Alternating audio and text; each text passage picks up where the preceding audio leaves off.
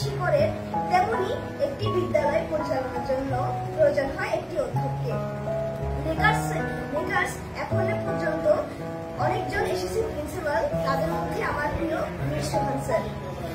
যেমন ভালো তিনি মানে ও গুণে, তেমনি ভালো তিনি একজন অধ্যক্ষ হিসাবে। তিনি যেমন দেন সবাইকে যোগ্য মান, তিনি তেমনি সবাই দেন ওনাকে যোগ্য সম্মান। এইখানেতে এই কবিতার বললাম আমি শেষ। মজার সুখে ভরে উঠুক আপনার জীবনের পরিবেশ।